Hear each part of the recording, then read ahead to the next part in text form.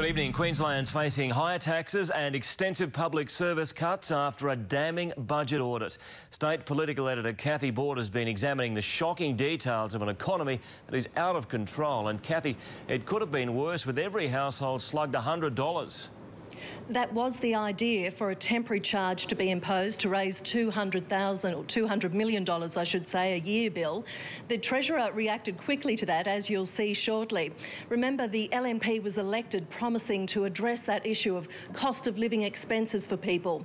Today, the Costello audit has recommended a raft of higher taxes, and we could see a lot more public service jobs go. They dubbed it an emergency economic cabinet meeting, but only half made it. The budget review, led by former Federal Treasurer Peter Costello, was damning, slamming Labor's poor economic management and warning debts are outstripping revenue, predicting a $100 billion budget blowout by 2018-19. Interest on our debt is costing $115 million a week. Then the no-nonsense remedy. For starters, a $100 levy on all rateable properties. The government today is ruling out categorically that $100 levy. Other tax increases are suggested, including scrapping or reducing land tax exemptions or applying it to all properties except the principal residence, increasing gambling, transfer duty and mining royalties, and aggressively pursuing unpaid fees and fines.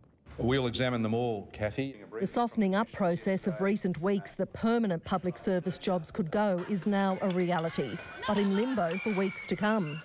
If wage claims go in excess of 3% and you're going to hold your overall costs to 3%, there's only one other variable you can deal with, and that's numbers. I expect that the final decisions in relation to many of the recommendations in here will be dealt with during the budget in September.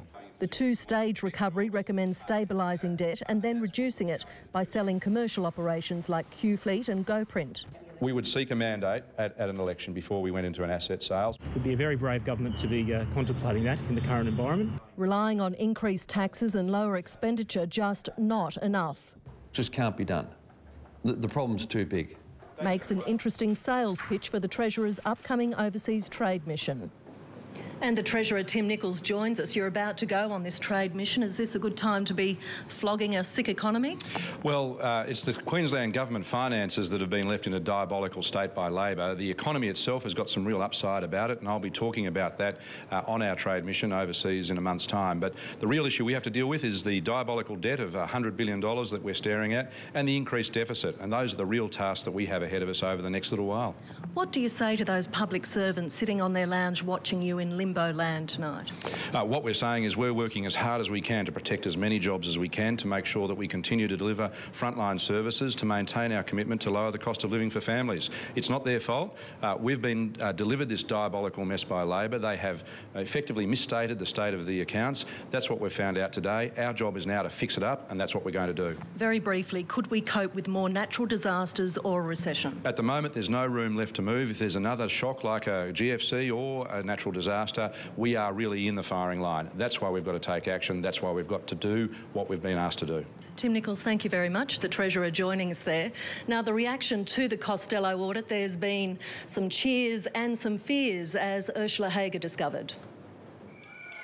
It's all about survival as far as unions are concerned, job survival. What we don't want to see is a slash and burn mentality in Queensland. Public sector workers are in the firing line as the government grapples with ballooning debt.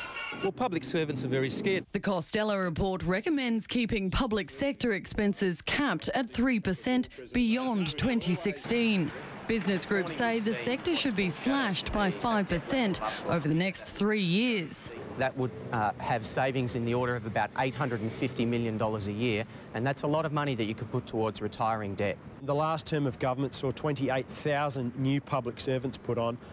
That is not what the private sector did. It was a key election promise to maintain public sector employment, and it would be a very foolhardy government that chose to ignore the will of the people. Public sector unions say mining should carry more of the load. The royalties need to be increased to ensure that we have the resources to provide for our children. But the Australian Industry Group has backed a further asset sales to save up to $10 billion. It should look at selling off the remaining power assets. So by that we mean selling off Powerlink, selling off the power generators. If you cannot, day by day, balance your books, just selling things won't dig you out of the hole. The Treasurer will brief business leaders, unions and stakeholders next week. Peter Costello's final report is due at the start of next year. Ursula Hager, 10 News. Now, the LNP MPs had a phone hook-up about this afternoon, but it could be more interesting to watch the party room meeting on Monday on another issue. There's a lot of internal unrest over how the Newman cabinet has handled minimal changes to the Civil Unions Bill. A lot say the party room should have been consulted, and a lot still want that law changed altogether, Bill. All right, thank you, Cathy Border, State Parliament.